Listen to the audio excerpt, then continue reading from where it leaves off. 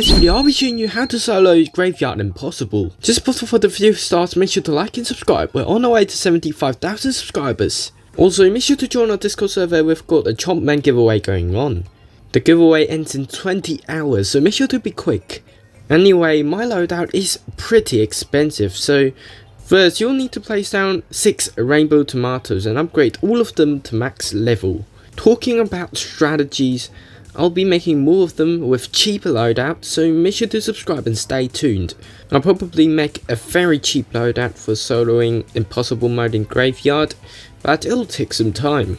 Because my current loadout is the fastest way, but is not the cheapest. But still, if you've got all of these units, it's the quickest way you can actually solo Impossible mode, I'm pretty sure. But anyway, we've placed down all of the rainbow tomatoes now. Now all you need to do is to save up for the corruptor stem. It is the new exclusive and it is very expensive but very good at the same time. Place it around 8 stats from the path over here and you should be able to finish the boss in time. Here comes even more enemies, but the rainbow tomatoes should be able to handle them in time. You can actually swap the tomatoes with prism leaf for better results, but in that case the loadout would be way too expensive. It would be so unaffordable that no one's going to watch this video. But anyway, the goal of this strategy is to complete the game as fast as possible. I normally do around 6.5 minutes, but it completely depends on the strongest punch potatoes. Most of the time it does one shot both of the bosses in the end, but sometimes it doesn't, so that really makes a huge difference in the time. It's going to take an extra minute if the strongest punch potato doesn't one shot the enemies at the end. Now, if you don't know what I'm saying, you'll know soon as we approach the last wave, but that's going to take a bit of time for now. I'm going to upgrade the corruptor stem even more. Here comes the bee boss. Shouldn't be much of a problem over here. Not gonna lie, the strategy is a bit RNG based, but anyway, it is a guaranteed win.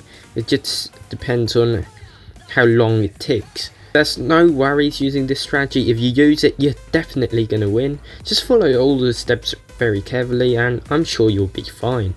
Now you can just place your strongest punch potato, chompman and thrower over here. The sequence doesn't really matter, just place all of them down and you should be very fine. Just gonna upgrade all of them over here. Perhaps I'll also move the corruptor stem to a better position over here and place that in the front just because I wanted to deal damage to the enemies when it was still early in the game, when the range of the corruptor stem hasn't been upgraded. Now it is, so I can move our units a bit backwards. And there we go, we place down all of our DPS and things should be way more easier from now. There's actually not much to do. And time to place down the black clover. It is a really strong booster unit in my opinion. And now also the confusion plant. Make sure that it covers most of the track over here. It stalls the enemies and gives you way much more time to deal enough damage so that you won't die that easily to the last 2 bosses. Without the confusion plant, I think a stick petal may work, but I'm not too sure. Anyway, we're doing some crazy damage now. And the boss is just going back and forth over here. Really funny. A bit queer, but still the win is all that matters.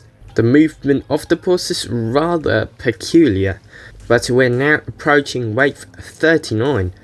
And whether we get a 6.5 minute or a 7.5 minute depends on the last wave. It is completely RNG based by the strongest punch potato. You know what I mean. But it takes some time.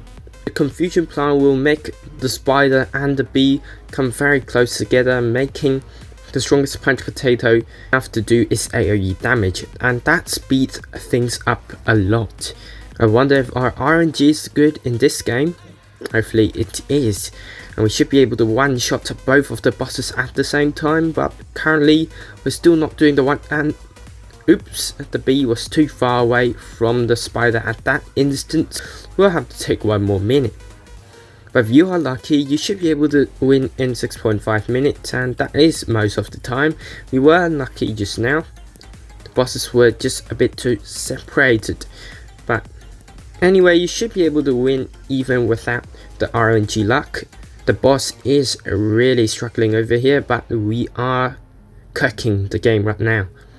It's just a bit unfortunate that we didn't have the RNG luck to one-shot both of the bosses in the end. But still, a win is a win, even though it's taking longer.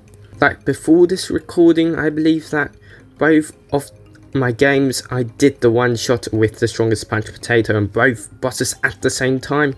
It's just this time I didn't have the luck. But there we go, we should have the win, and I'll share with you guys a faster run if I have one. Basically, this is the fastest method to grind Graveyard Impossible mode. If you got the RNG luck with the strongest punch potato, you should be able to do exactly 1 minute faster. And if I manage to record a run like that, I'll share with you guys as well.